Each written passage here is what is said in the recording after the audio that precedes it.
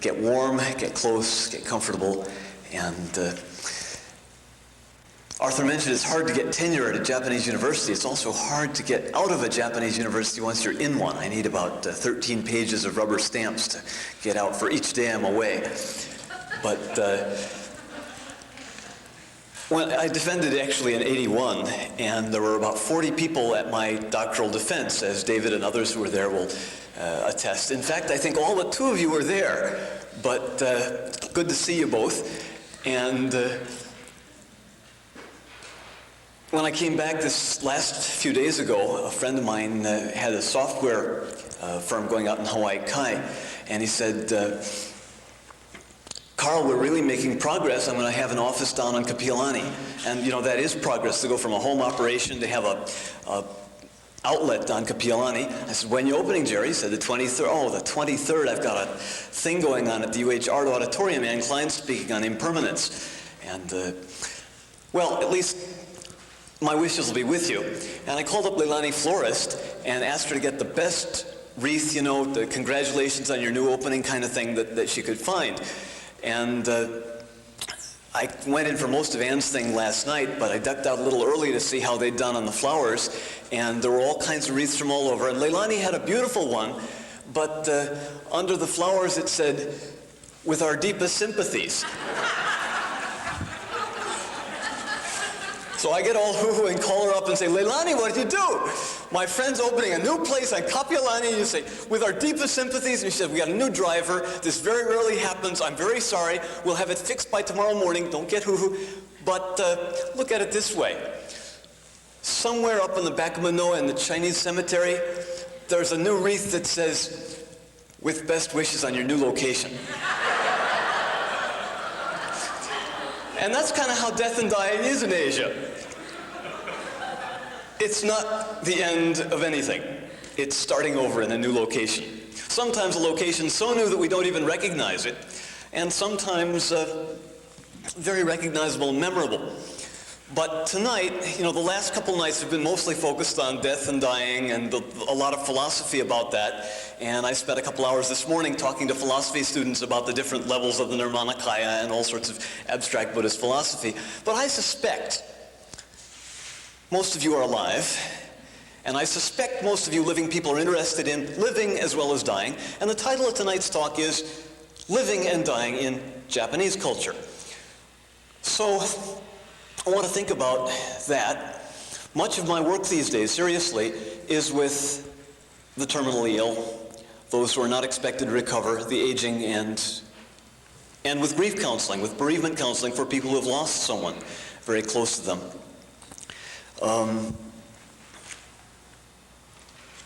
In one case recently, the client who was approaching his 80s was told that he had only a year to live. And this got him very agitated, so he went for a second opinion, which I'll explain later is very difficult to do in Japan. And the next doctor told him, well, only 12 months, a year, cut it however you will, there's nothing we can do about it. And being a well-to-do gentleman, he went to a third doctor who said, well, I have a suggestion. You could marry a crabby wife and move to Bakersfield, California. And the Japanese said, is that going to cure my cancer? Will that let me live longer than a year? And the doctor said, no, but it'll sure feel a lot longer.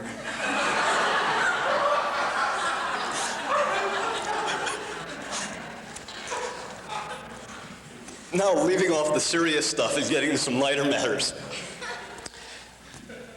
You in America tend to assume that certain things are self-evident and taken for granted, like equality, individualism, competition producing the best products. I have news for you. There are societies in the world, and Japan is one of them, in which exactly opposite values work very strongly and very well, and have for the last 1,000 years. Let's look at those: equality, individualism, and what was the third I mentioned? Competition, and rephrase those in a Japanese context as hierarchy, interdependence, and cooperation. And I'll try to give you a few examples, first of how those play themselves out in daily life, and secondly of how they work in the hospital setting and the death and dying setting. where they create interesting problems for medical ethics. In terms of, in terms of hierarchy, everyone in Japan is unequal. It's inconceivable that two people could be equal, just as it is to you inconceivable that people are fundamentally unequal, maybe. But let me give you some examples to try to get you into the feel of this. For starters, some people are taller or shorter, stronger or weaker, faster or slower, brighter or not quite so bright. Everyone is superior or inferior to someone else on a whole range of different measures. And these measures tend to be age-related measures, not only in Japan, but in many seniority-ranking societies. Maybe some of you remember from the Bible, there were twins, and the twins who were born a minute separately are still older brother and younger brother. Well, this is very much the case in Japan. Even twins are older brother and younger brother. In the university setting, for example, when I belong to a university club, I am at the beck and call of my seniors. I do what they tell me without asking why or when. And because they expect me to behave that way, they are very careful in thinking ahead of time what their requests will mean for me and how that will impact on my education or my development. They in turn pay for my meals if we go dining together, or on occasion for other things if we travel together. And similarly, when I become a senior and I have juniors under me in the university, I pay for them. I discipline them. I insist they do things that I think will be for their benefit. And I think carefully about the impact of my statements before I ask them to do anything. In more recent terms, this means that when I was asked to come to Kyoto University, a senior of mine, who was at that point prominent in the Kyoto University hierarchy, called up and said, "Will you come work for me?" And as his junior in the Japanese system, of course the answer is yes. And you don't ask, what's the job description, what's the pay, what's the benefits? Most of that is not negotiable in the first place, but even if it were negotiable, that's not how the system works. The fact that he invited me means he is pretty sure that the situation will be suited to my character, my talents, my interests, what I need in terms of income. He wouldn't risk losing the face of inviting me to a position where I would be seriously unhappy. Conversely, as a loyal junior of his, I wouldn't dream of saying, well, let me think about it, or no, I've got something else on the fire, which was true, or anything else. That's the way the society works. Now, how does that play itself out in medical and terminal situations? Even this is true in America to some degree, but patients and doctors are hardly on an equal level. The patient is the weaker party. The patient is coming to the doctor for help because the patient hasn't been able to cure herself or himself. And the doctor, by contrast, is an authority who has hopefully dealt with many cases of this sort and is going to contemplate not only the best chemical for the patient's body, but the best set of statements and prescriptions in a broader sense for the patient in his family situation, or hers. Now, there are cases these days where the American notion of informed consent is being mouthed about Japan, and some young doctors taught in our med schools are beginning to say, well, patient, you have these three alternatives. And they very seldom include the fourth one, which is to avoid medical treatment altogether. But within the medical field, you have this one, which will bankrupt you. You have this second alternative, which is the highly recommended one. And you have this third one, which has these ramifications. Now, what would you choose? And Japanese patients, almost without exception, say, huh? You're the doctor. You're the authority. You know what bodies do. You know me a little bit. You tell me what's good for me. How am I supposed to choose? That's like me going into an auto mechanic, and the auto mechanic gives me a bunch of parts and says, what part do you want? Or, what kind of chemicals do you want to put in your radiator? And I came to him because he knew what chemicals to put in the radiator or what part I want or how to adjust my fan belt. I expect you to know what to do for me, not only physically, but psychophysically. That's part of how the hierarchy system works in terminal and medical situations. I want to make sure I'm not missing anything here as I go on to our next set of cases. The second issue or set of issues in Japanese culture is opposed to the atomic individualism, which has been a myth in the West for some centuries now. Japanese are very aware that we are all interdependent. And some of your earlier speakers have alluded to this, but I want to make it even clearer. Let's imagine it was you and not I who came back to Honolulu after 20 years' absence. And let's imagine in a Rumpelstiltskin or Urashima Taro kind of way that everything had changed in Honolulu. And you had changed physically. You'd balded and bearded and shortened or talled or fattened or anyway, you were essentially unrecognizable to most of your old college buddies. And they, even if they remained in town, were not recognizable to you. And you meet somebody in the Manoa Marketplace or wherever, and they begin to say, "Aren't you you?" And you begin to say, "Oh yeah, and aren't you you?" And how is it that you begin to identify yourselves?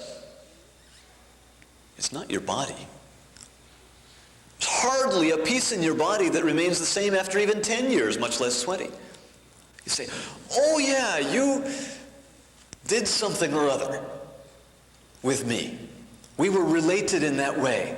We took a course together, or we shared a room together, or we bought a car together, or we played poker together," whatever it was you did there. Or the police pick you up after an accident and you don't have a real clear memory of what happened after the car was heading into the fence.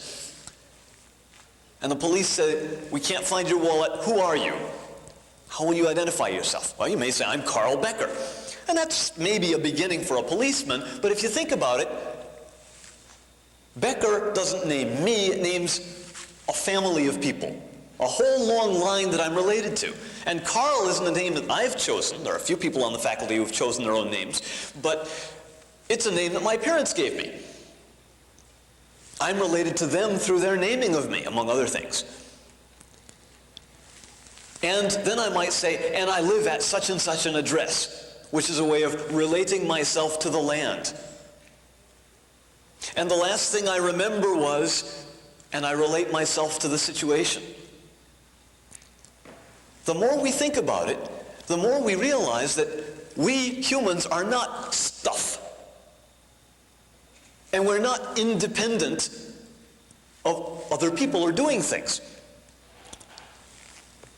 There are Americans who will protest, "We have a right to our freedoms as long as they don't affect the freedoms of anyone else." For example, the freedom of to smoke. How can someone's not smoking not affect the rest of the world? When the tobacco is grown, it's taking land away from protein growth, like soybeans. When it's cured, it puts poisons in the air. When you smoke it, it puts more poisons in the air. The butt is carcinogenic if it degrades. All of that stuff produces effects on all of us. And you may say, "Well, it's my cancer if I want to get cancer," but who else is paying insurance that's going to pay for your hospitalization? Or maybe want that hospital bed that you happen to occupy. There's no such thing as living independently. Not only because we depend on each other for food and water and electricity and transportation and gasoline and everything else, but because that's the nature of identity, at least in the Japanese viewpoint. And that's what I'm trying to give you tonight, is a perspective on the Japanese viewpoint. So what does that mean? Well, in daily life, it means that families tend to take care of themselves because they're tightly related, and loosely knit groups tend to reinforce their sense of relationship in their daily life patterns. In Hawaii, maybe you say, "How's it?" or "How you doing?" or whatever. In Japan, you say, konnichiwa or konbanwa, which is the greeting, only to strangers. And to people with whom you have any relation at all, you say, "Atsu desu ne. It's hot out." Now, in a way, that's a dumb thing to say because it's hot out. Everybody knows it's hot out. But what does that statement do? It reinforces the fact that you and I are both experiencing a common experience. We're together in this.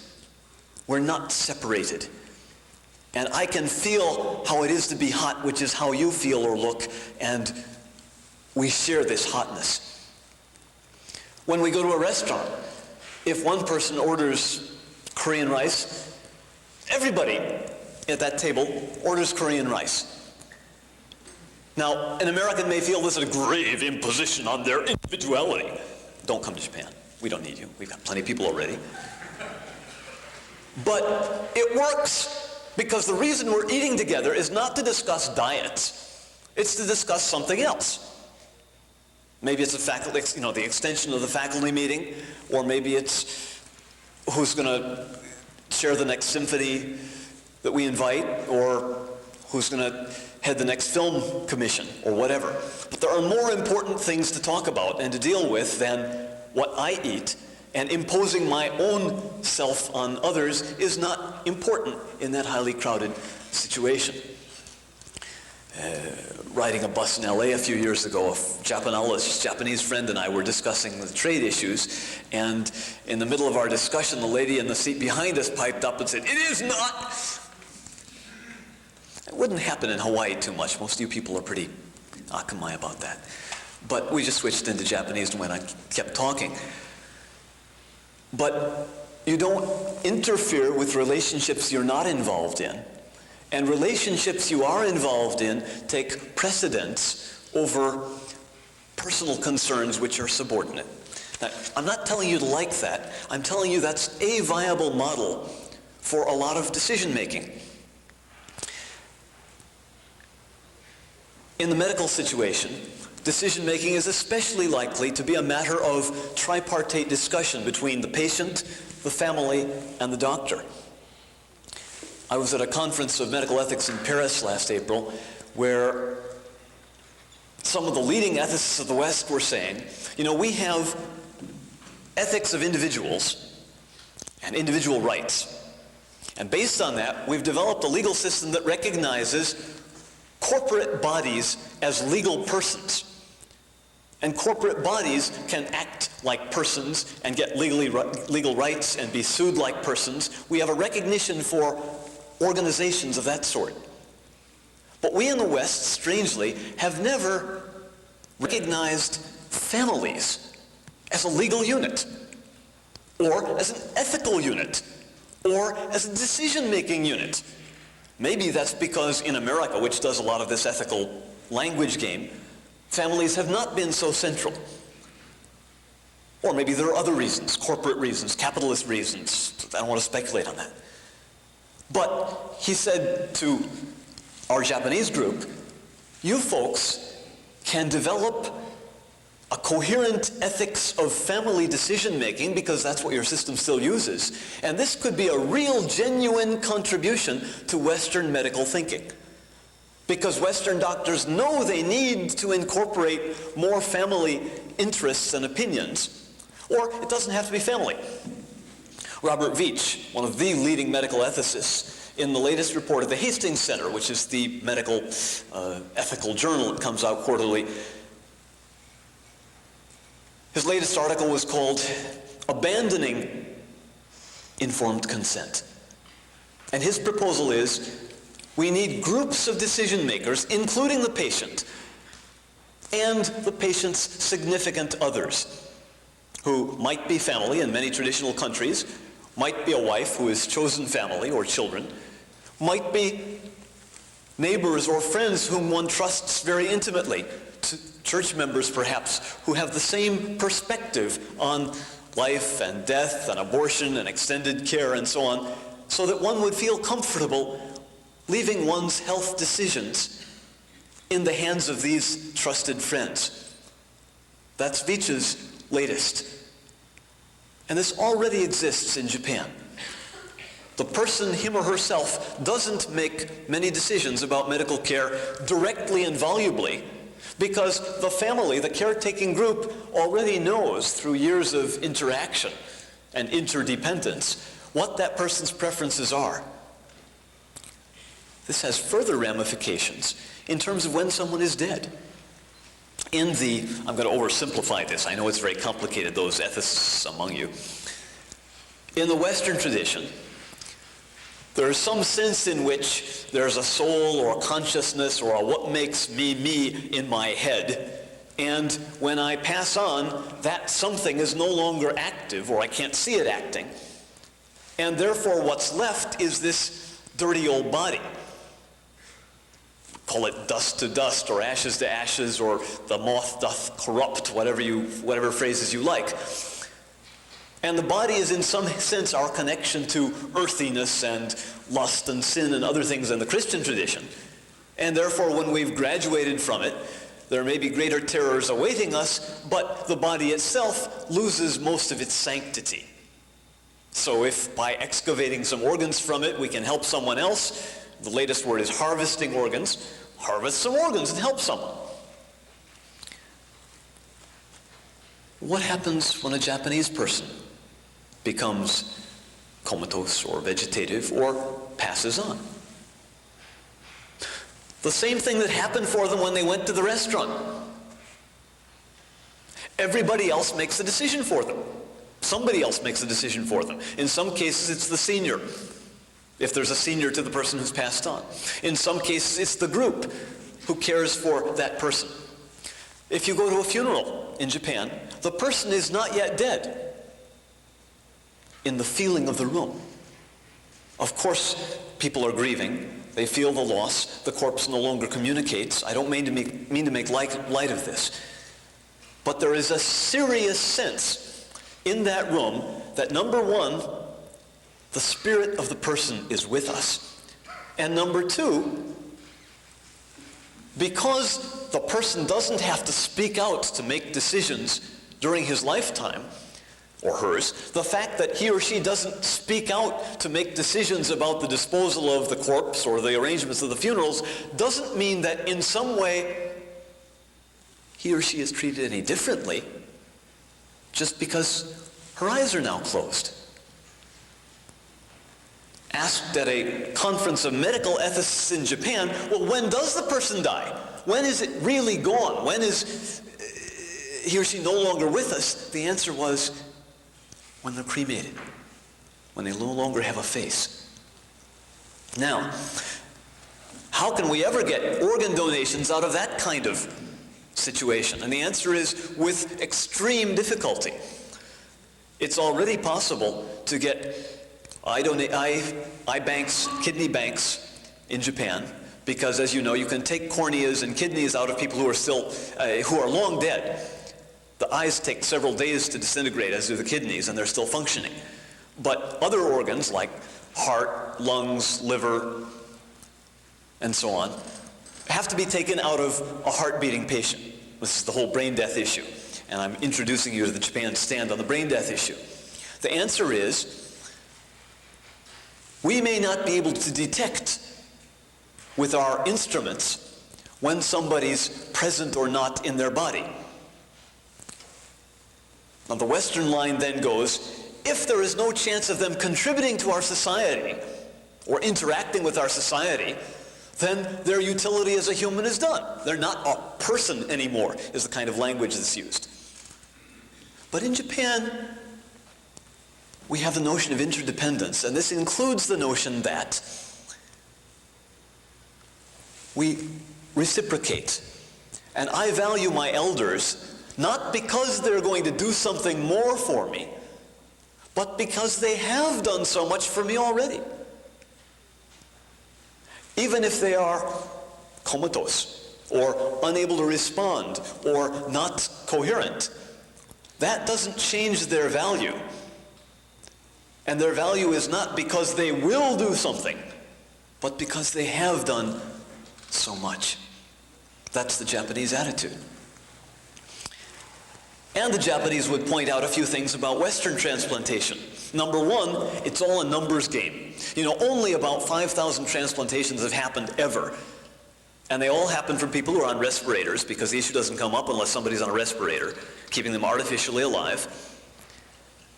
And the statistics are something like this. If somebody has flat brain waves for 10 seconds, their chances of coming back are about 1 in 10. If they have flat brain waves for a couple of minutes, their chances of coming back are about 1 in 100. If they have flat brain waves for 6 hours, their chances of coming back are about 1 in 1,000. Now, those are pretty good odds if it's a cough syrup. You might even persuade me to take it, if those are the only side effects. But we're talking about 1 out of 1,000 people being potentially executed while not guilty. If only 999 of those people are definitely going, and 1 is possibly coming back. And when you start taking organs out of the beating body, he's definitely not coming back. I've come across a Japanese family whose father wanted his corneas donated after he passed, and they were duly contributed to the eye bank with his children's consent. And a few weeks later, everybody in the family started seeing ghosts of their eyeless father. Now, I don't know if the ghosts are out there or not. The fact that many people saw them suggests maybe they're more than the figment of one imagination. But whichever way you make it, if that's the psychological worldview, the mind frame in which people are living, simply changing a law to say, okay, it's now okay to cut open bodies, is not going to make that a viable procedure for this culture which so honors the elders who have cared for us. Let's go to our third issue, and that is one of compromise and conflict avoidance, where America has placed great stress on the importance of competition producing the best product. Japan, for at least 1,000 years, has felt that compromise, negotiation, and avoiding conflict is the way to go. Maybe if we were as crowded as Japan is, we'd come to that conclusion too. This has tragic consequences in trade negotiations. Sometimes I have, in earlier years, been translator to various trade delegations. And what inevitably happens is the Americans are aiming for, let's imagine they've got a product to sell and they want to sell it at $8 a gross. And the Japanese really can't afford to pay $8 a gross or to think they could get it for less than that from Southeast Asia, but there's where the negotiations begin. And the Americans start at 10, and the Japanese start at 6. Reason would tell you that 8 might be a good compromise. But in the beginning, from the beginning, the Japanese, to show goodwill and to avoid conflict, say, well, we originally thought of 6, but we'll move to 7. Now, in a Japanese society, any such gesture would mean you compromise in the other direction. But in many American trade delegations, the solution is, good, they're coming our way, Joe, let's dig in our heels. 10's the only thing we'll take. It's like we make a concession and you slap us in the face, is the feeling we get in Japan. We've opened our markets, I'm speaking as a Japanese now, we've opened our markets on beef and oranges and cars and film and computers and almost all across the board. There's hardly a trade, a quota or a tax left in Japan. Every tax, and rice, of course, which is basic to our economy. Every tax the Americans have said, open or else. The Japanese have opened up, and it hasn't done what the Americans expected to balance the American budget. The Japanese bought Australian beef and Argentine beef instead of American beef, because it's better and cheaper. We bought Italian and South African oranges instead of Florida oranges, because they're better and cheaper. We buy Agfa film instead of Kodak because it's better and cheaper. We buy German cars instead of American cars because they're more suited to our roads and our gasoline and so on. We buy Southeast Asian rice instead of American rice. Every new scheme that the American government has to balance payments because we're going to sell Japan something that doesn't yet buy from us hasn't done the market research to find out whether it's really the product the Japanese want in the first place. And every time the Japanese open their markets, their feeling is, more or less consciously, we've made this concession and this concession and this concession and this concession. Someday, maybe, the Americans will make a few concessions. But the American approach is, no, for every concession, dig in our heels. We're making progress, Joe. And this has led to a lot of ill feeling on both sides of the Pacific. And I don't mean to say that one side is right or wrong. Don't get me wrong on this. Americans have a lot to complain about in the Japanese market, as do the Japanese about the American treatment of their markets. What I'm trying to expose to you tonight is the difference between when A makes a compromise on one piece of equipment or a sale or whatever, then the next time it's B's turn to make a compromise. Typically in a Japanese company, mid-level or small companies will be subcontracted by a large Toyota or some such large corporation. And even when Toyota doesn't need parts from the small company, Toyota will place trickle orders to keep that company alive. So the company doesn't have to lay off people. And then when Toyota suddenly develops a new model or gets an order for 10,000 units from Vietnam that's opened up, they say, we need 10,000 of these parts in 2 weeks. And the small company bends over backwards and works overtime without extra pay and everything else to supply those needs.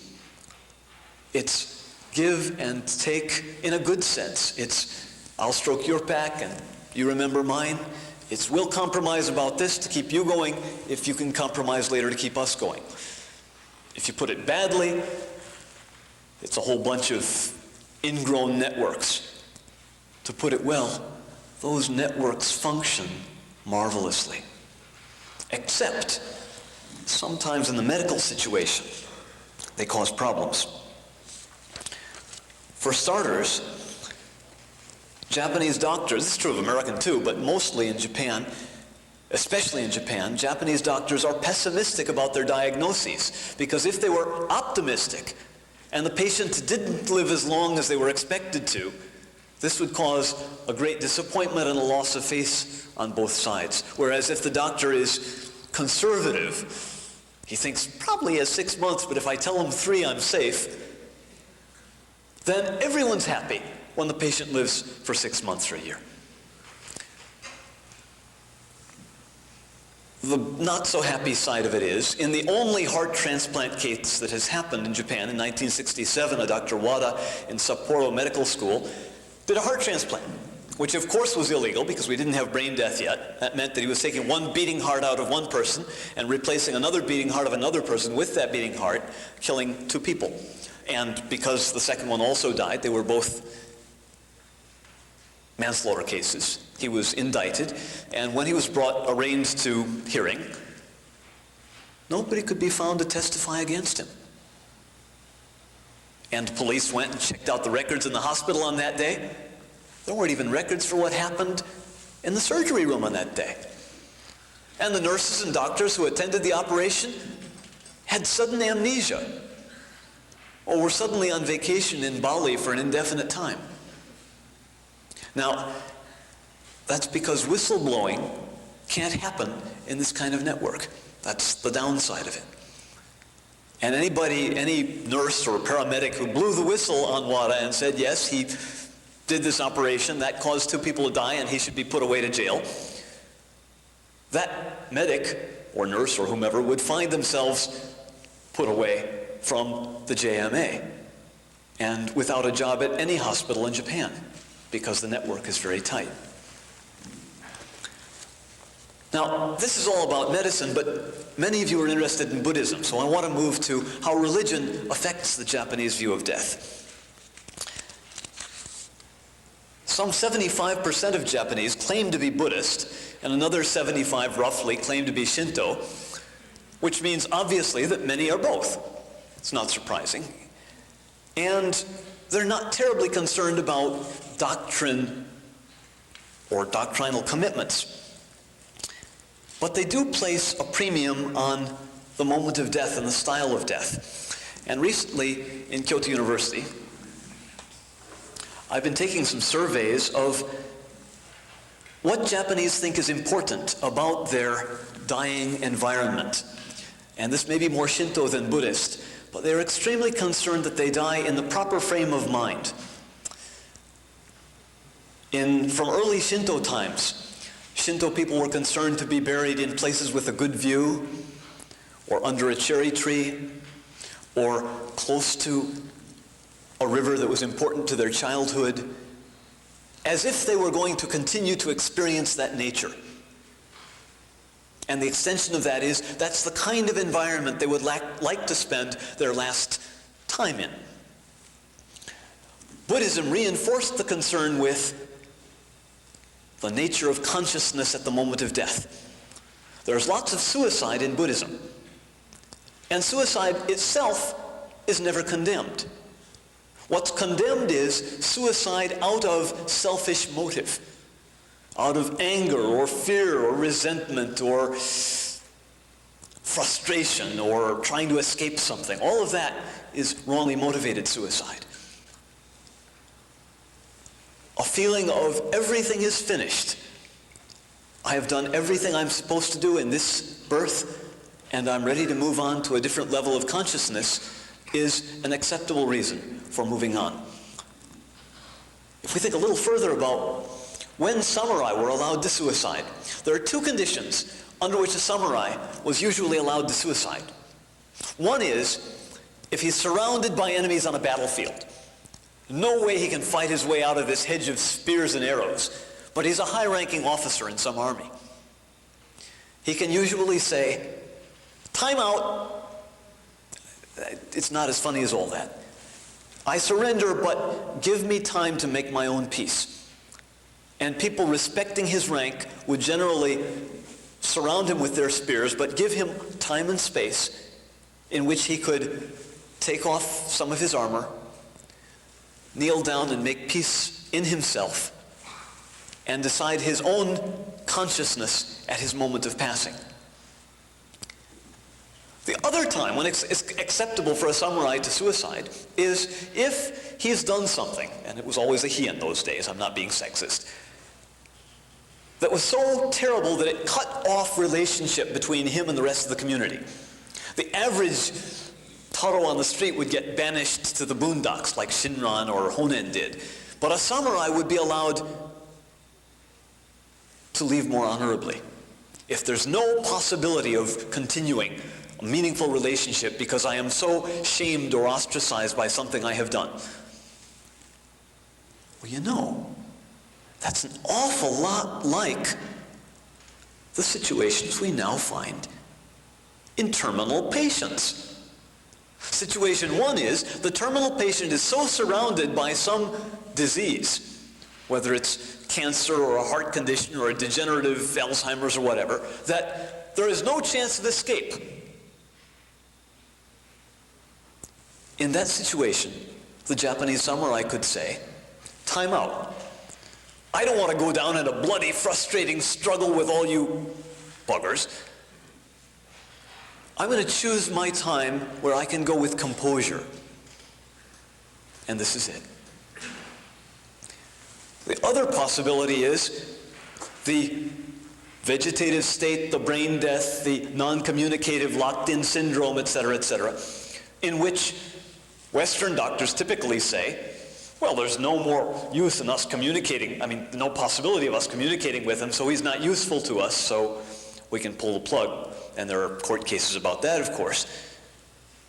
In the Japanese viewpoint, if one is in that situation or in danger of ending up in that situation, rather than waiting till one is shipped off to the uninhabited island, in other words, vegetative, unable to communicate, one can decide in advance, this is my time, I will go as a gentleman. And the moment of death is seen as a shimekukuri to yuka. It's a wrapping up. It's like wrapping a present. It's like tying a bow on the painting you've finished, so that this is the last touch. And the last words are very important. The last thoughts are considered very important in what kind of rebirth one will have. And the environment is very important. Let's look at that. These overheads are in Japanese, so you'll have to forgive my translation. I did not have time to zap them out in English. But I asked a wide range of people.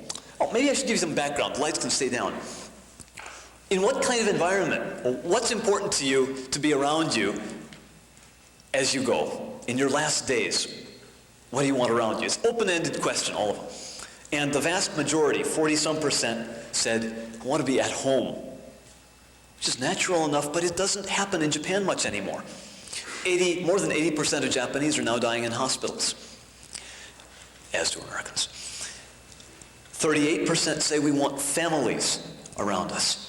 And after that, I get responses like, I want to be on my own tatami or in my own futon. I want to be in a quiet place surrounded by nature. I want to see trees. And a few rare people say, I want to be traveling somewhere and have it hit me suddenly. But these are the kind of open-ended responses we get. Why is this an important set of information?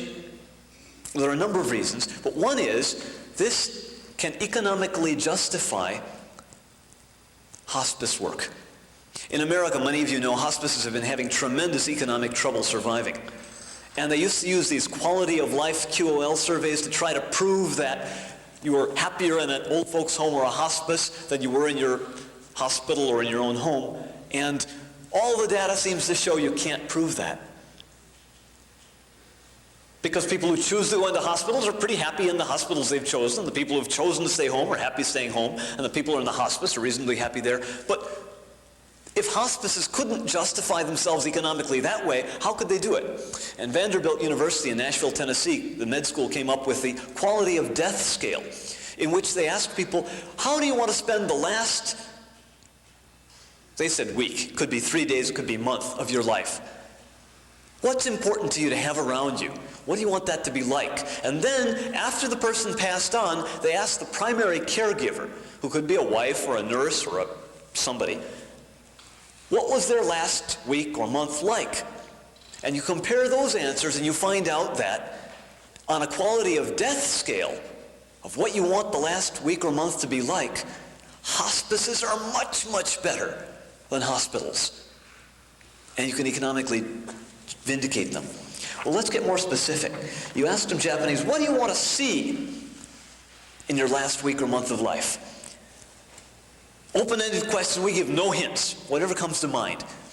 The majority of them say forests and trees, blue sky, mountains.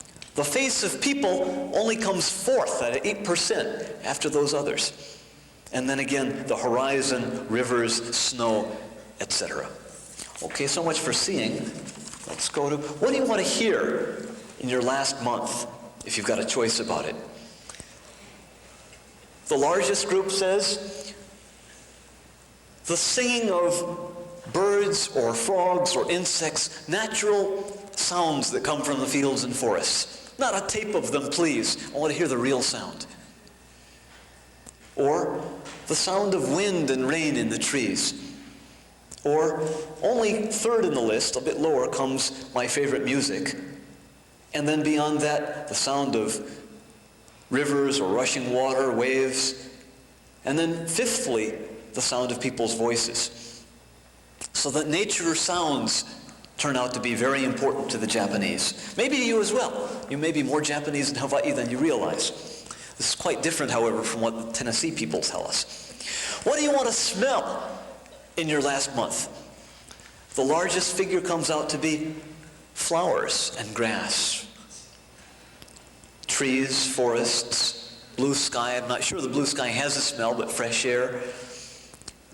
The rich earth, the smell of rain on the earth, perhaps. Some people say the salt wind from the sea.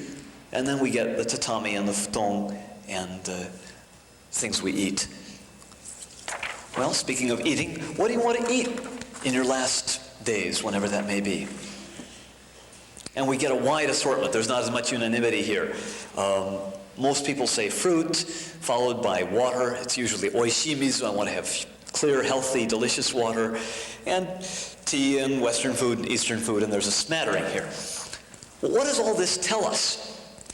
We're asking questions in terms of, oh, one more.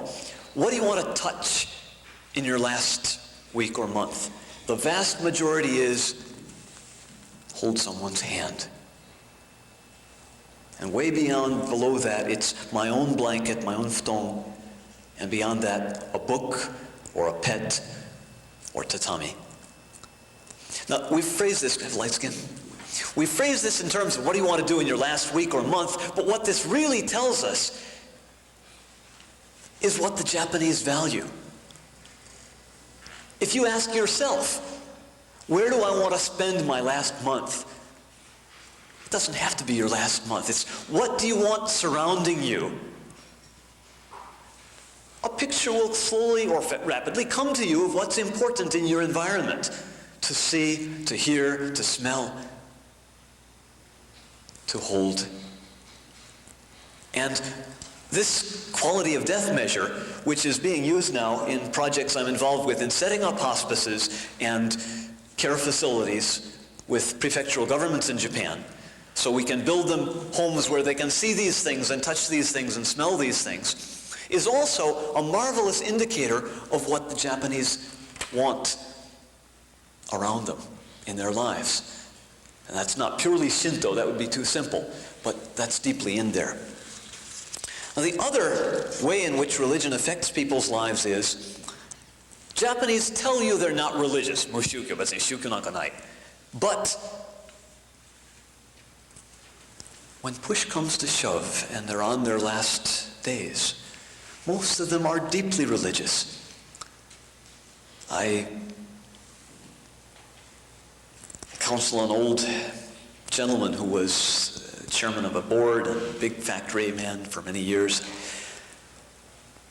He tells me over and over, there's nothing after death. And at the same time, there's tremendous fear in his facing this transition. And I'm supposed to be the counselor to help him deal with this. It's corny, I know. There ought to be more Japanese counselors, but there are maybe 3 in the country. So I leave him a sheet of paper and some colored pencils, and I ask him, you know, you are much closer to this experience than I am. You know more about the death experience and how it feels than I do, but I'm trying to study it. Please teach me. If you get any feelings, any intuitions, any sense of what it's like in the next week or 2 before our next appointment, make a sketch of it for me. Or write it down, whatever, but if you can sketch it, sketch it. That's a silly request. I don't believe in it anyway, and besides, there's nothing to sketch. Well, I say you can color the whole paper black if that's your image. 2 weeks later, his pages are rich with imagery. If I get permission of the family, I may publish them some days. But there's something like a tamashi, a ball rising out of the head above a bed and looking down on the scene.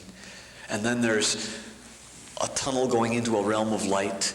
And then there's him talking to his teachers and his ancestors who are waiting for him in the next world. And this is nothing new. We have published accounts of near-death experiences in Japan from the 10th century, which is one of the reasons I said in Japan.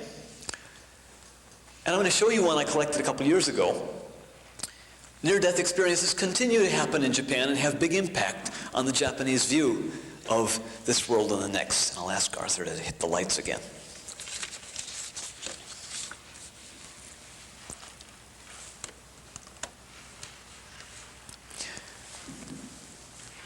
It's November of 1989. A rainy, sleety night in Tsukuba, which is north of Tokyo. A 16-year-old schoolboy gets off the school bus, starts across the unlit highway, and a car doing about 80 clicks, 50 miles an hour, hits him, throws him about 50 feet. He hits his head on the pavement. His brain is literally knocked half out of the brain case. He is picked up as terminal. He is rushed around to 3 hospitals, which all say, he's gone, we can't touch him, take him to the morgue. At the 4th hospital, all the bigwigs are in conference. And the only guy at the ICU, the intensive care unit that's at the emergency gate, is a 30-year-old doctor named Ayusawa, and he says, we'll take him. And boy, then does the trouble start, because how do you resuscitate somebody who's just about gone? Well, his name is Nobori Takuro. He was gone for 49 days. And when he came back, which is the same day the emperor died, he had a remarkable near-death experience. He couldn't use his mouth yet because he had a resuscitator, but he beckoned for pencil and paper and began writing in shaky hand his experience, which is so dramatic that the family contacted a shrink, a professor, and the professor contacted me, and I got in on this, and we've made a book and a film about it. But his experience was a very typical near-death experience. And to document it, we hired an artist to do montage. Is that what the word in English? Montage documentation. You know, when there's a crime and you ask the witnesses of the crime, what did the criminal look like? And they say, well, he had kind of a round face and receding hairline. And you get the artist to sketch that. And no, it was a little longer in the chin and the eyebrows were bushier. So you erase the eyebrows and the chin, you make the bushier eyebrows and longer chin. And you keep erasing and rewriting until the person says, that's him. Well, that's the technique. And we had these sketches done over and over again, and then colored over and over until we got them so nobody said, that's what it felt like. The first thing he felt was, he was wearing his purple maroon school jersey with a necktie and school outfit. He was lifted up above his battered body on the roadside and drifted up and up and up into a dark world. And in that dark world, he saw images of his past life flash before him, from his being coddled by his grandmother in swaddling clothes. No, he was in swaddling clothes. Get my English mixed up. To his not wanting to go to kindergarten, to his playing with ducks in Canada. His one trip abroad made a big impression on him. To his receiving his graduation papers from elementary school. These kinds of images passed before him. And he said what he got from all this was a deep sense of dependence. That his life had been so dependent on everybody else. And he was filled with gratitude and affection for all these people who had cared for him and nurtured him and given him these experiences. And then as these visions vanished from him, he felt very dark and cold and saw a light at the end of the tunnel. This is nothing new to you Americans. You've been reading about this since Kubler-Ross published stuff 20 years ago, perhaps. But desiring to move towards the end of the tunnel, he encountered a river. Now, the river is usually the boundary symbol for Japanese. It runs horizontally, and if you cross it, you don't come back to this world. It's the river Styx, Sanzu no Kawa. But for Nobori, it ran vertically out of this darkness into the light.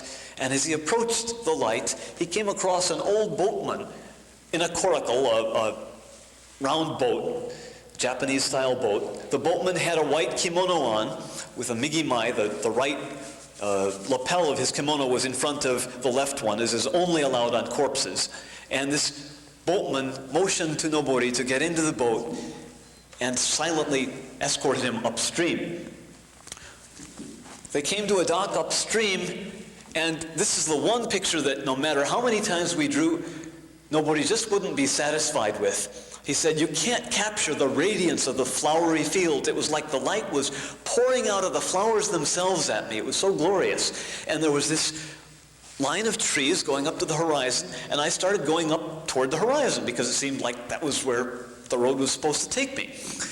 And as I was going further, this old man met me and said, are you Kisaku? Now, Kisaku is his father's name. And Nobori silently shook his head, no, I'm not Kisaku. And then the old man said, you can't be Takuro. You're too young to be here if you're Takuro. And Takuro bowed and said, I'm Takuro. And the old man said, "Get out of here, you don't belong here, this isn't the place for you, go home."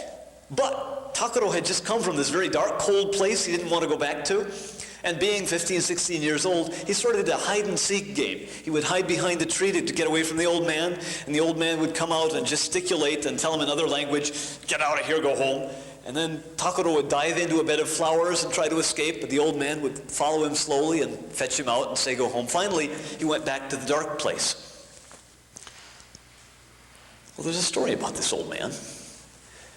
When Takuro told his mother, or wrote this story to his parents when he came back, the dialect, the speech habits, the gestures, the height, the description of this old man matched completely not Takuro's granddad, but his mother's granddad, whom he'd never met.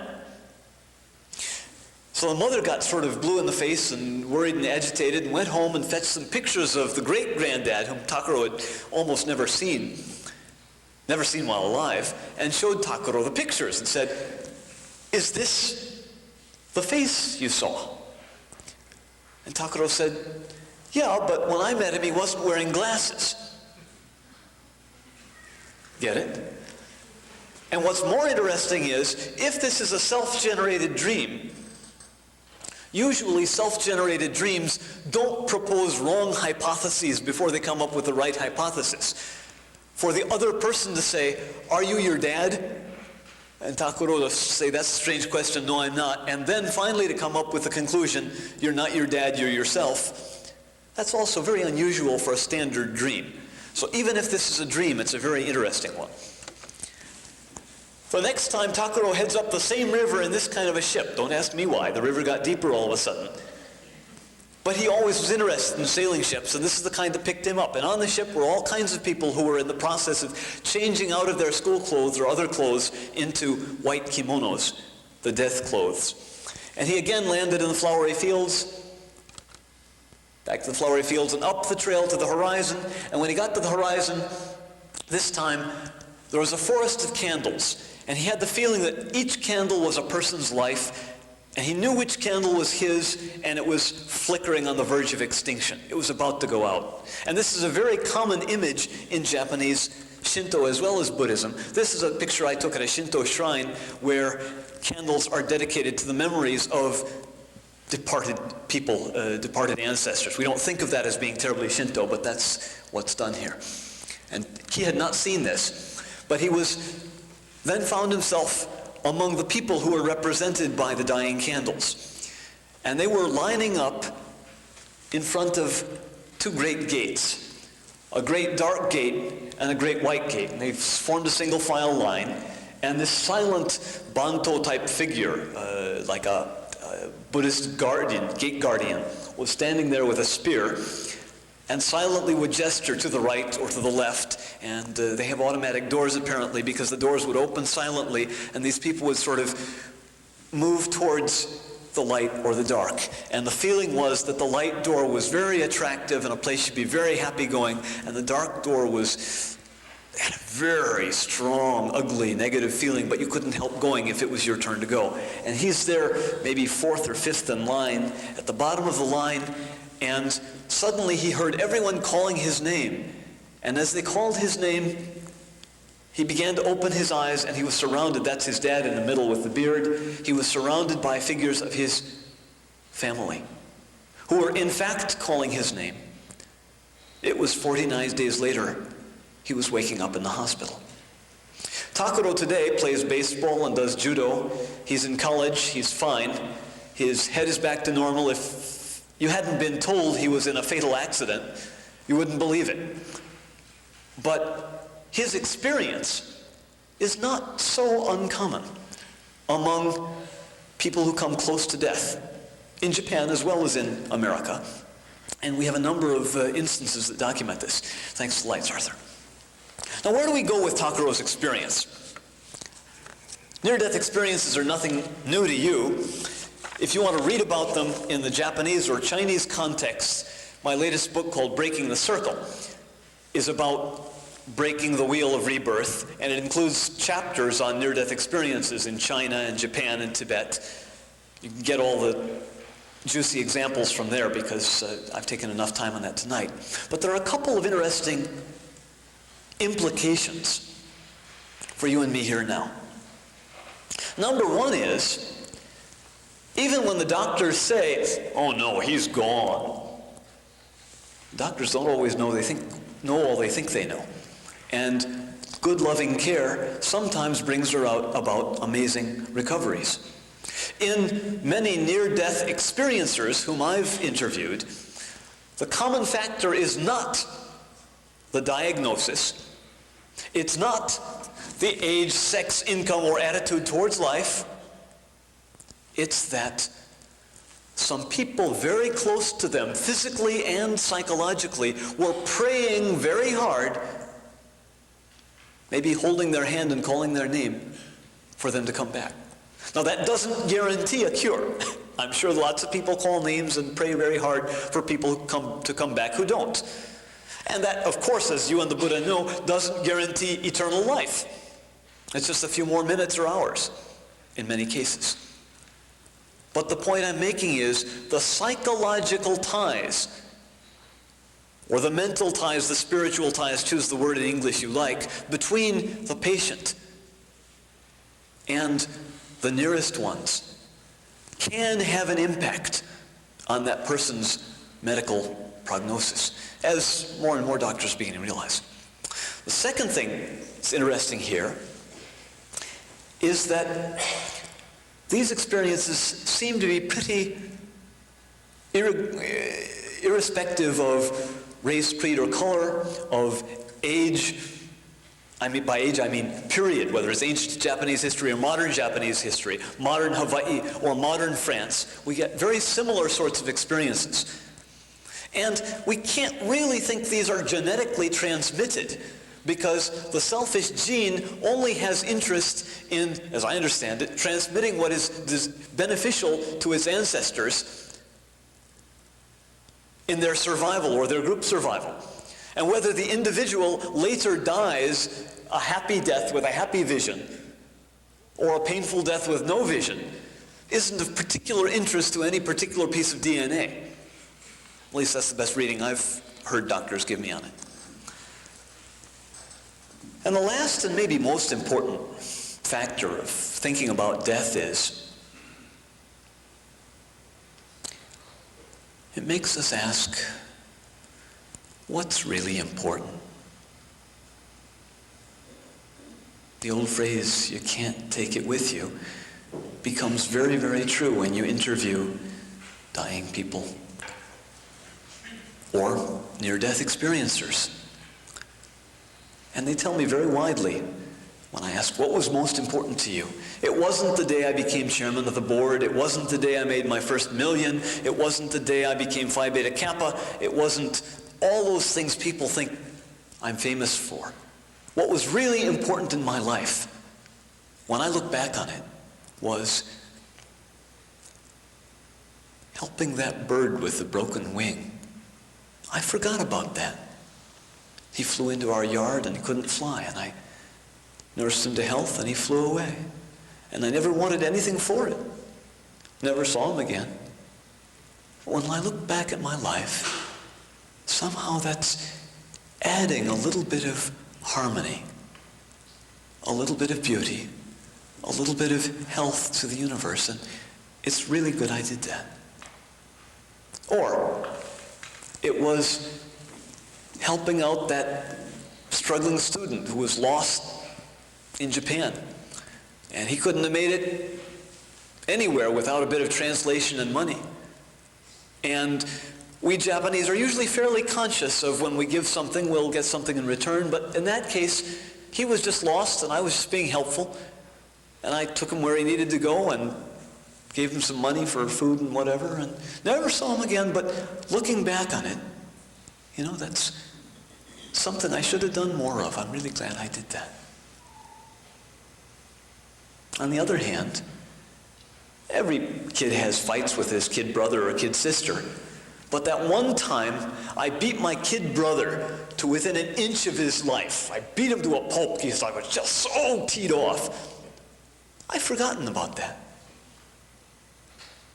But that frenzy, that anger, that utter lashing out at things that are basically good, that was really, really wrong. And it hurts me to remember that, and I had to remember that in this experience. Or in another case, true case, 56-year-old vice president of a Japanese corporation says, I never thought about the stuff we were dumping into the river and into the air when I was vice president of the corporation. It was a standard operating procedure, right? To get rid of your waste. And when I was undergoing this near-death experience, reviewing my life, I realized for the first time in my life how many people I had stepped on or shoved out of the way in order to become vice president. And I saw for the first time what they might have felt like being shoved out of opportunity because of my aggressiveness. And then I saw all the gunk we were putting into the sky and the water. And when I came back from this experience, I revived, I'm now healthy. I told my wife and kids, I told my company first, if we don't stop polluting, I quit. The company said, you're off your rocker. Everybody else we compete with pollutes. We can't afford not to pollute. So he says, I quit. Turns in his resignation. And then he's got his wife and family to deal with. They say, how are you going to pay for the second house and the Mercedes and the kids' education? He says, I'm sorry, that's not as important as living right. And now I know. And it was a very painful lesson, physically and psychologically, but I can't betray that now. That's what I learned. Well, his family broke up. It's a messy story. But fortunately, we don't have to wait. I can think each night as I go to bed, what did I do right today and what did I do wrong? How can I do a little better tomorrow? What did I really value about the conversation or the people or the whatever it was that happened to me? And how can I enhance that and build on that and be a little more connected and thankful? Because from a Japanese viewpoint, there's nothing wrong with giving a little and taking a little, compromising. There's nothing wrong with being dependent. And there's nothing wrong with acknowledging that people are my superiors, from whom I have a lot to learn. Hope a little of that may be helpful to you. And I have a lot to learn from you, so instead of my talking anymore, I want to give the rest of the time to your questions, ideas, comments, whatever. Thank you.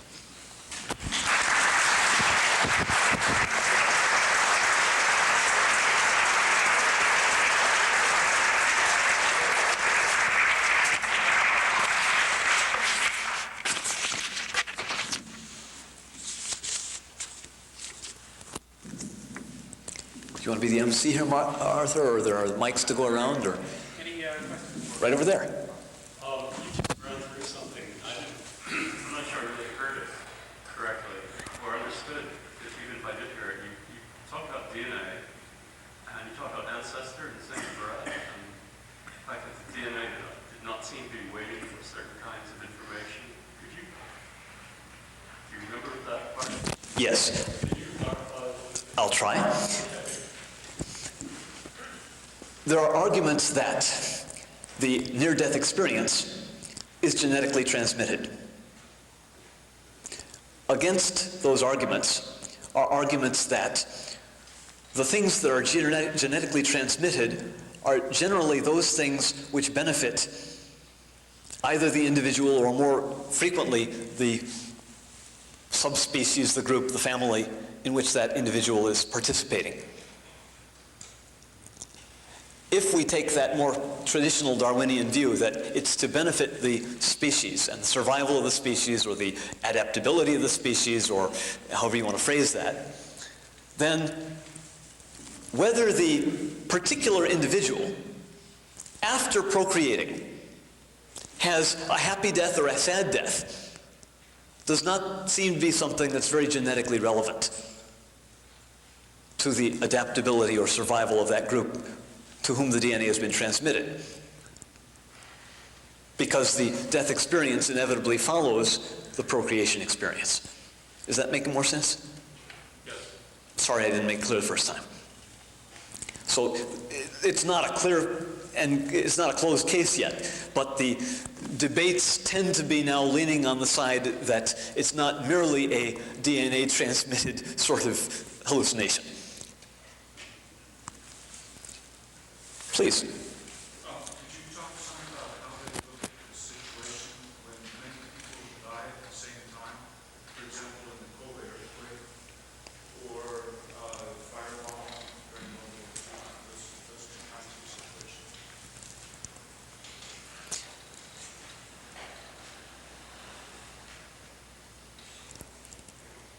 Not sure what you're asking. I know the situations. I was fairly close to the Kobe earthquake, but what do you want to know? What would be their idea of it? Are the people sharing a death experience together? The people who died in Kobe, do they share a death experience together? It's very unclear, but I think the answer is, while we mourners, because there are so many of them, we grieve them together. And we have large monuments to war dead, or Tokyo earthquake dead, or Kobe earthquake dead, or massive disaster dead. The Japanese Buddhist/Shinto reading on that would be, each person takes his or her consciousness, memories, relationships, that whole set of luggage, and death is probably the loneliest experience we go through, in the sense that nobody else really ever dies with us. We can hold their hand till the moment we go on to some other experience. But at that point, we are going on to some other experience, and they're not with us. And while it's theoretically possible that a couple that were very spiritually close and had meditated together and done everything together, that their souls might be soulmates like the two trees that grow together out of the same mythology, I think on the whole, each person who is defined in terms of relationships has a unique karma, a unique set of mental and physical actions that they're carrying that will create their future world. Now, I should add to that that there's a distinct sense that in that future world are deceased relatives, so that long gone deceased relatives will be met in the next realm, at least in a temporary, get my R's and L's mixed up, a temporary realm before the next rebirth. And in some Buddhist terminology, that's a more permanent realm called the Pure Land, from which there is no more physical rebirth. There are two takes on that in different sides of Buddhism. So there is an acquaintance with the previously deceased. But I guess the only other take I can give you on that is, after the earthquake, there was a great rash of what you might call psychic phenomena, of people seeing ghosts and dreams of departed people, of people feeling the spirits of the dead in certain places. There are those in the audience who may poo-poo this, and others who are more in tune with mana, or the spirit of the land and place, and people who can sense power in a place. But after the earthquake, when there was such tremendous tragedy and suffering, many people claimed to feel themselves being gripped by the shoulder, for example, as they would approach a certain area, or being called mournfully by voices of people they couldn't see whom must have been departed. Or, there are people who go to the beaches at Normandy and don't know that those are battles of 50 years ago, and smell, see, or hear battle sounds, and the same happens in battlefields in Japan. I don't know how to explain all that. We don't have that worked out in modern science yet. But those kinds of experiences are very real to the Japanese. Does that approach what you're after? Yes, the lady in back, please. How did the family of the Isles father resolve their problem? I called a priest, and the priest conducted services for the repose of the soul of the eyeless father. And I didn't do a follow-up on that one, but I suspect.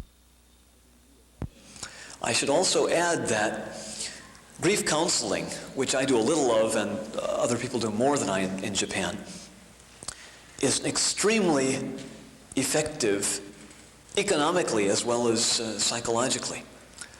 If you compare, let me first say, grief counseling is when the doctor or the physician or important attending counseling people work not only with the person, the patient, but with the patient's important others, the family.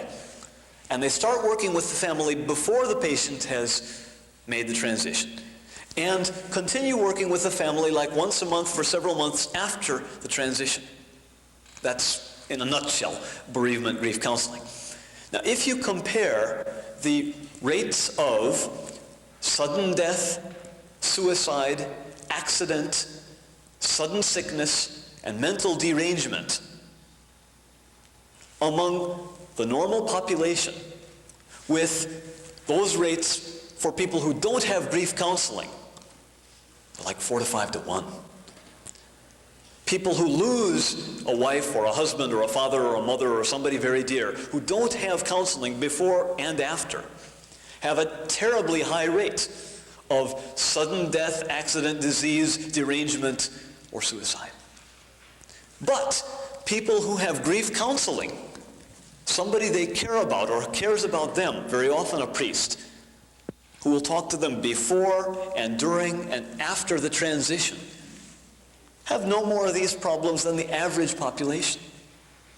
Now, if I'm Clinton or an insurance maker or anybody looking at a national health policy, it makes a whole lot more sense to invest a few $100 in a grief counselor to stick with that family all through the process than thousands and tens of thousands to remedy the injuries and sicknesses and other things they get into without that kind of counseling.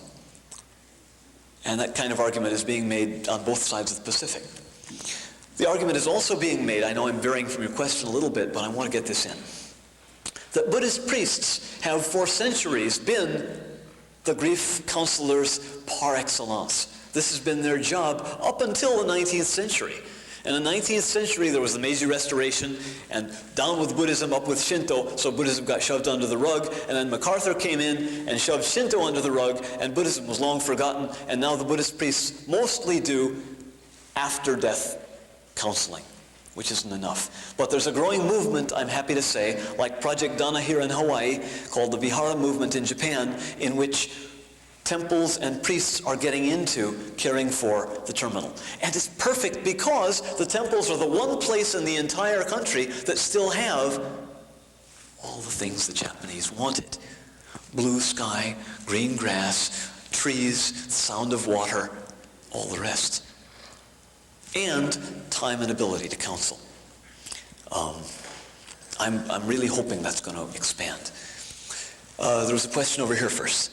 Okay. I know that one of the things that you've been interested in doing is finding indigenous Japanese models for dealing with medical ethics, and I think that you used two separate examples, extraordinary and delightful. I think that's right on target. However, there's another kind of suicide, self-sacrifice, and it seems to me that that paradigm is used a great deal in the West. If I'm going to die giving my organs to someone else, an active, and certainly also not on in Japanese context, in kamikaze and so forth, that neither of those two kinds of other cases, but it is a suicide that one has chosen for the benefit of others. I'm wondering how that would fit into the Japanese context, whether you think I'm right that that is the more common model just in the Western context, for understanding what happens with the death of someone to self-sacrifice for others, and that's how we look at organ transplants. Self-sacrifice is not the commonest reason for suicide in the West. However, it is probably the commonest justification for those suicides thought to be justifiable, as is clear in the case of the Catholic Church canonizing people who have suicided only in the case of self-sacrifice and in no other cases.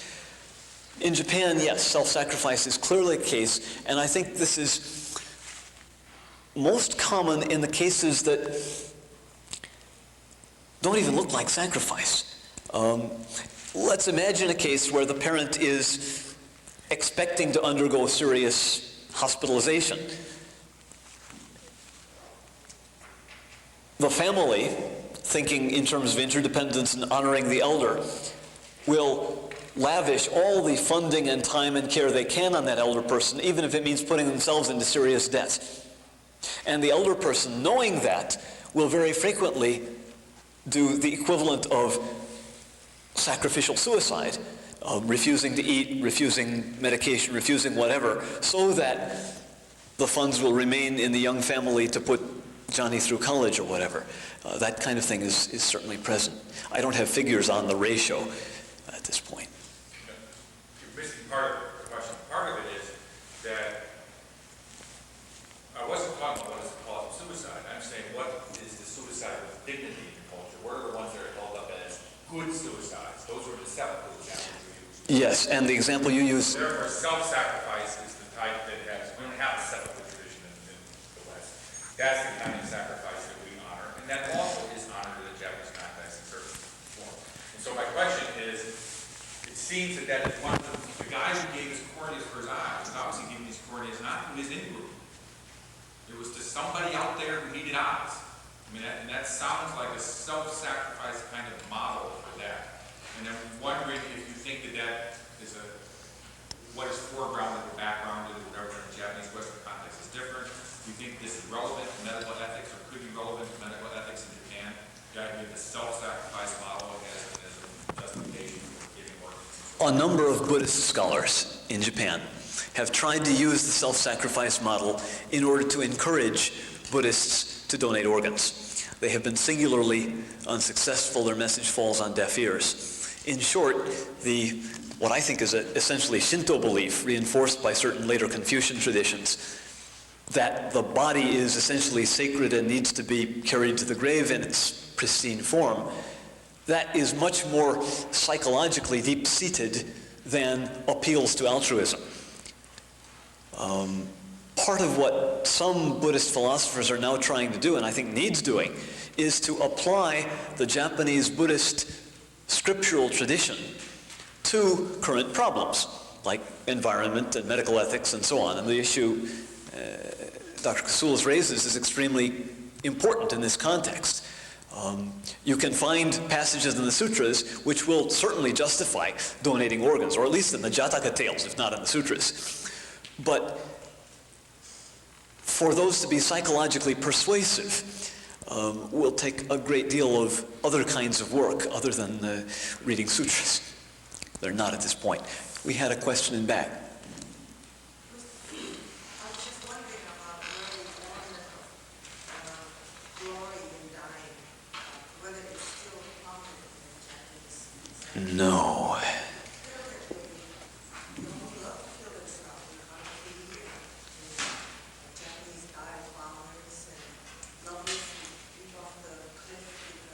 Glory in dying died 50 years ago. No. I mean, I agree with you, that was a long myth about the Japanese tradition. And there were people, by myth I don't mean it's totally false or totally true. It's an image the Japanese held about themselves of glorious death. And some suicides from Tamitomo all the way up through Mishima are seen seen as glorious by some people. But the mood since August of 1945 is that the glorification of death was a very bad thing. It was abused, perverted. It lost us the flower of our generation. And death is not glorious. And when I was younger and foolish enough to speak about the glory of death in the samurai tradition or whatever in front of a somewhat mature audience, I was soundly rebuked. That doesn't mean it was never a part of the tradition. And it was strongly ingrained from about 1930 to 1945. But it wasn't very strong before that, except in a very small class of elite kazoku and samurai. And it was never strong in the average farmer.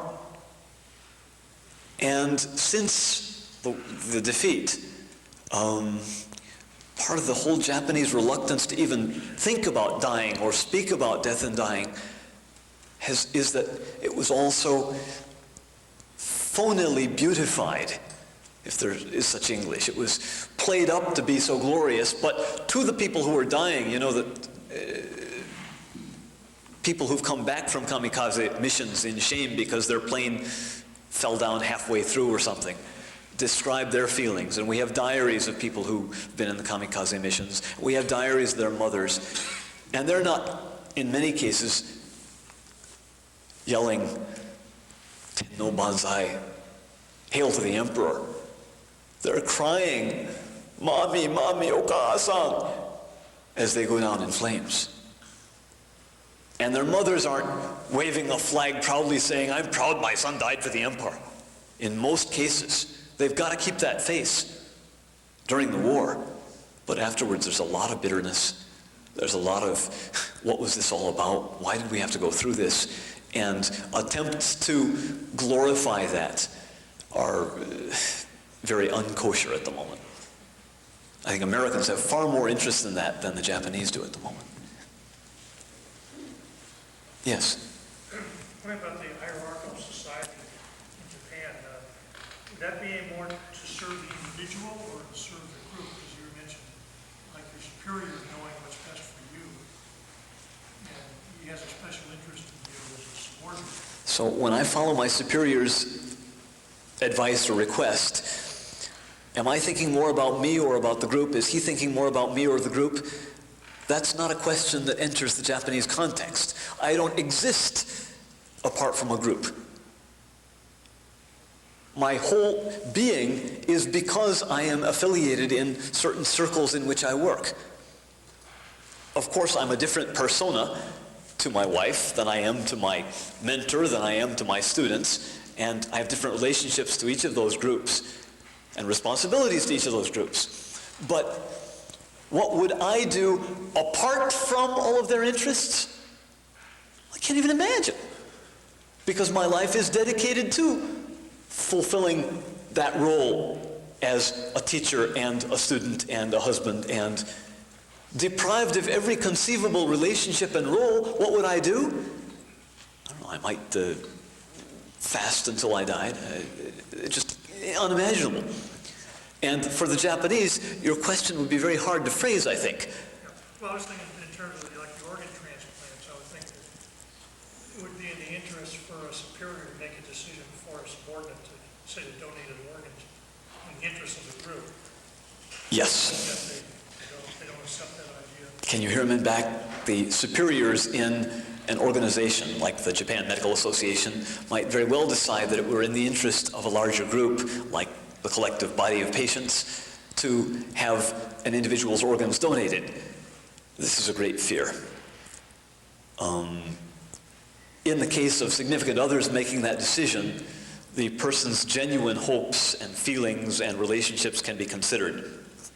If the chief osteopathic surgeon or whomever it is comes in and is faced with that decision from a very shallow information base about what this person is and cares about and is related to, we could have some very abused decisions.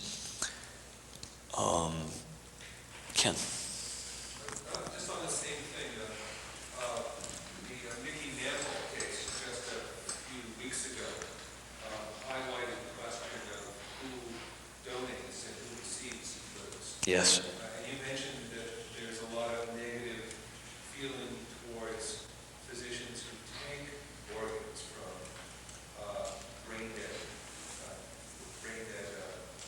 bodies. Yeah. Is the negativity equally strong against those who are the beneficiaries of the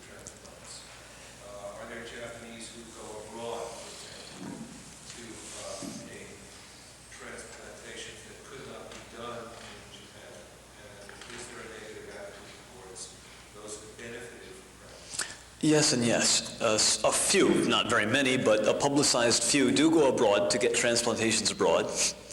And those who get transplantations either abroad or from other Japanese are faced with great anxiety.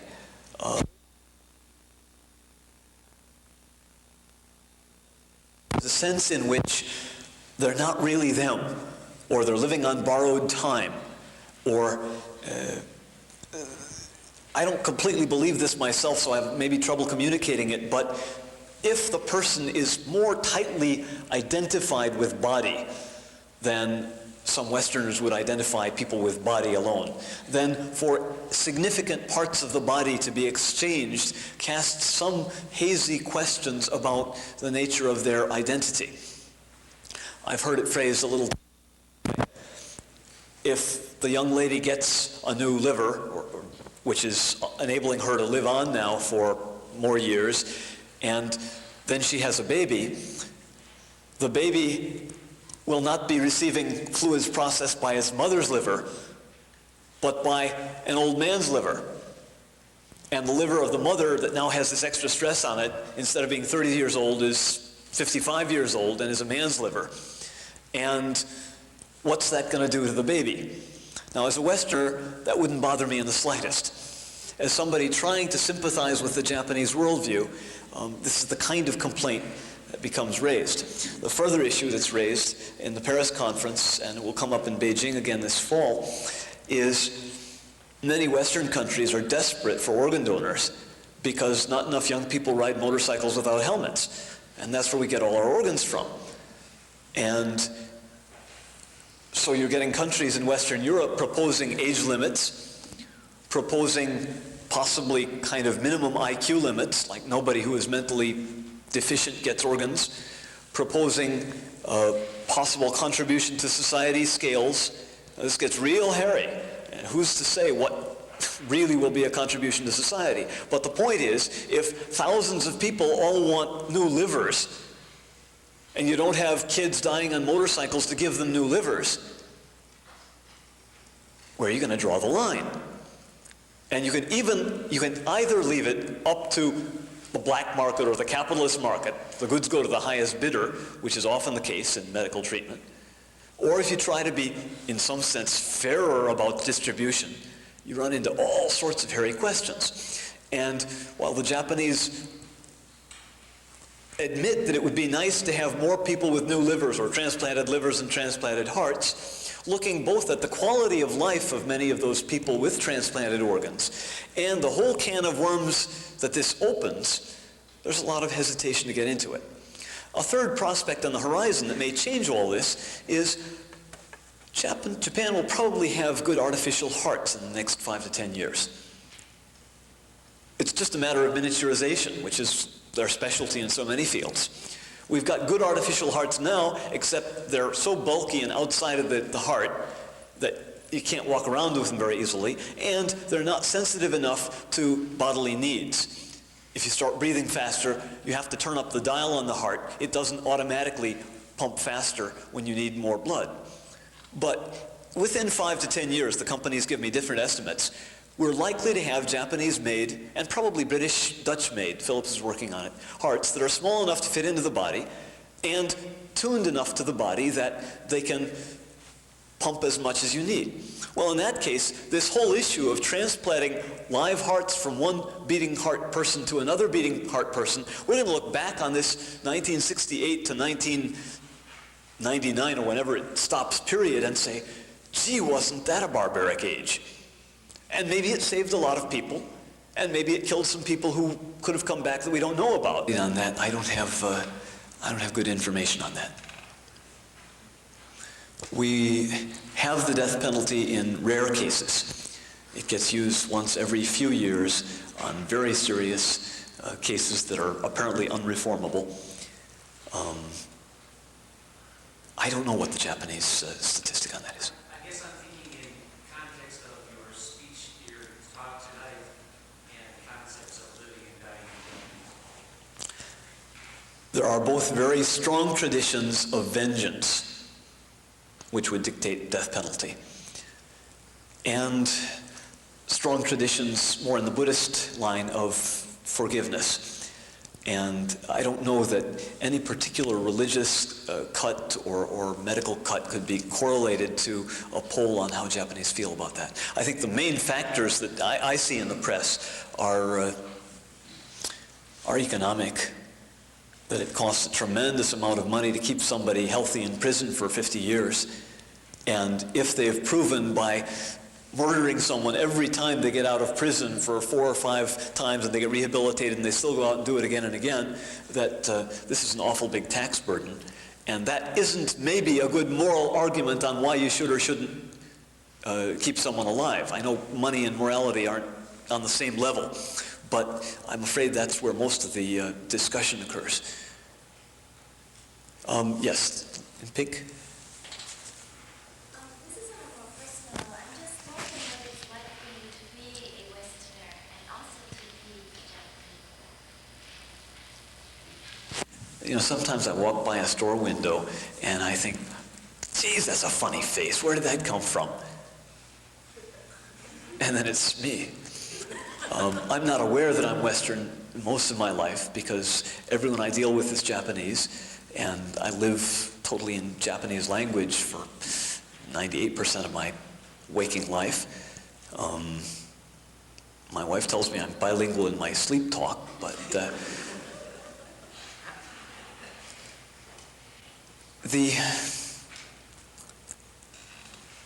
if I can behave in such a way that the Japanese never feel awkward, or that they have to behave any differently with me than they would behave with anybody else, then everything is cool.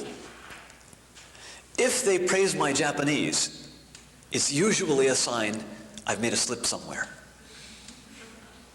Because as long as everything is going along fine, they never even have to think, oh yeah, Becker's Caucasian. We just do our business and go about our work together and everything rolls along. And if I make a faux pas at one point or another, somebody realizes, my God, he's been doing this all, even though he's raised in another culture, that's pretty amazing. We'll have to give him credit for as far as he goes. Ojo's this name.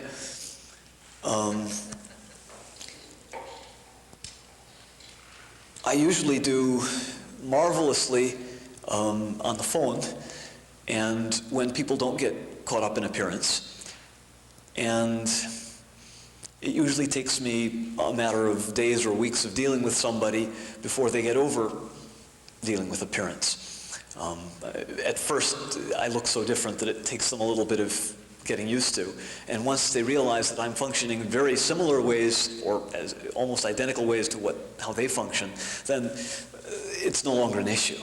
I guess it's like getting used to a black roommate, or an Oriental roommate for me 30 years ago. At first it was, maybe he's different, maybe he's not, how am I supposed to feel and all this? But as we get closer and work together on things, it's not even an issue anymore. So I'm sure that the average Japanese on the street will always see me as a strange foreigner. And I can't be bothered, because the average person in Hawaii may think I'm a funny-looking haole, and the average person in New York may think I'm a funny-looking something or other. And it's not an issue for me. Do you shift your modalities when you go off the plane in Honolulu or Paris? Oh, yeah. Quickly? It's a matter of hours. Some parts shift faster than others, but switching languages is the big modality shifter. If immediately I have to shift into Japanese to answer some Japanese question, a whole lot of things about my posture and my movement and other things are going to shift with that, I'm sure. Yeah. I'm just wondering how accepting Japanese medical professionals and terminally ill patients and their families are of the hospice movement that's just getting started in Japan, as opposed to taking care of the terminally ill at home. There might be a social stigma there, a feeling of shame. And also, is there a stigma associated with the Buddhist priests and the monasteries because of their traditional association with death? Very perceptive set of questions. home care, stigma, and Buddhist priests. For starters, let me give you a survey that came out last year, I think, but the data was from '93. It asked 1,000 British, Germans, and Japanese about whether they would care for their elders up until their elders' passing, how they would deal with terminal care in the family. Roughly 50% of the British said they wanted to care for their elders until they passed, preferably in a home setting. In fact, about 40% do. 60-some% of the Germans, this included East Germany, it was on Berlin, said they wanted to care for their German parents until passing. And in fact, something around 50%, 48% do. 72% of Japanese said, we want to care for our parents until they're passing. 22% do. It's not because they don't want to, but economic factors make it impossible. Land values are so unbelievable that you couldn't add a room to your house if you wanted to. And when both parents frequently work and the teenage children are all at juku, at cram schools, there's no one left at home to care for an aged parent, particularly if there were stairs involved, and most multi-level dwellings use stairs instead of elevators. If the elderly parents live out in the countryside, the younger generation can rarely commute to the countryside to care for them. So the hospice movement is very needed, not because Japanese don't want to care for their elders, but because economically, logistically, it's not very easy to do so. There are about 20 hospices, maybe 18 functioning now in Japan. All but 2 of them are Christian. This is a problem. Not because I have anything against Christianity, but the give and take we talked about earlier becomes a heavy pressure on the person who's cared for and the family. Very few Japanese are Christian, less than 1%. But if they go to a Christian hospice, now they're getting a lot of care from Christians. And of course they pay for the services and the fees and everything else, but the care involves an exchange of more than just money. There's time, there is love, there is relationship, there is osewa involved there. And the only way you can return that is by doing something that will be emotionally meaningful to the other party. And what can you do if you're on your deathbed? Convert. Which is very clearly the not-so-hidden agenda of the hospices. They want to make converts even on their deathbeds, whether for monetary or other reasons. So that poses a lot of problems, both for Japanese and for me watching that situation. There are a couple of Buddhist hospices. Unfortunately, they're wings of hospitals. And the Japanese medical profession doesn't yet have clear in its head that there are curable diseases and uncurable death. And you ought to work to cure diseases through medicine and alternative medicine and any other means you can find. But as the Buddha pointed out, and we heard from Anne last night, you don't cure death. And it's silly to try after a certain point in someone's degenerative condition. You can keep them comfortable, keep them functioning, keep them living as meaningfully and as richly and fully a life as possible. What this usually means is, and this could be true in Honolulu for all I know, I haven't studied it here, many people are given a choice. Would you rather have a month at home, living very much the lifestyle you have now, with occasional painkillers, shots to take care of the pain, and we'll look in on you once in a while? Or we can keep you alive for a year with chemo and radiation, and by the way, you'll be mostly bedridden and you'll lose all your hair and have to be body-fed, fluid-fed. What would you choose? Well, most Japanese would much prefer the former. A month of close to normal lifestyle in a close to normal setting than a year of extended operations. Many doctors don't give that option to their patients, and the patients are becoming increasingly vocal that they want this.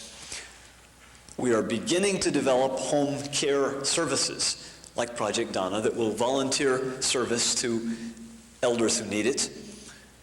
The government is beginning to fund this kind of nursing capacity, and there are a few temples that are beginning to contribute to it. But the point is, a hospice doesn't need medicine, except maybe a little painkiller.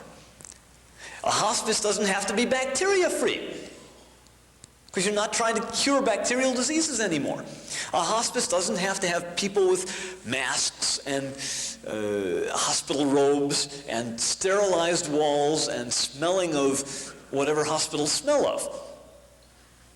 Because a hospice is a place for living your end, not dragging out your end. And that could be at home if you have home support that will do that, or it could be a temple if the temple will agree to do that, or it could be new hospices that we're trying to develop with, without Christian support with the Japanese government.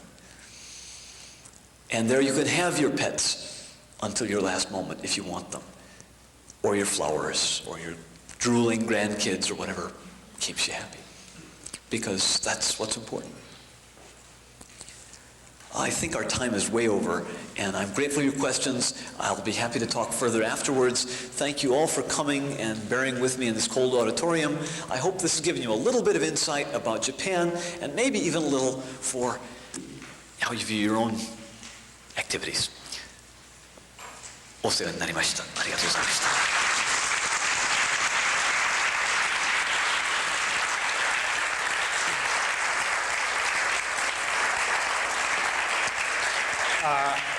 I'd like to thank you all for coming, and thank you, Dr. Becker, for a fascinating presentation. Two reminders. First of all, there's the session tomorrow beginning at 9 a.m., again located at the Soka Gakkai Center, which is on the Pali Highway. I understand it's just on the other side of the Nu'uanu Congregational Church. And the other point is, please don't... Patient needs to close to the patient when we do. Right. And of course, guys use different styles. Yeah.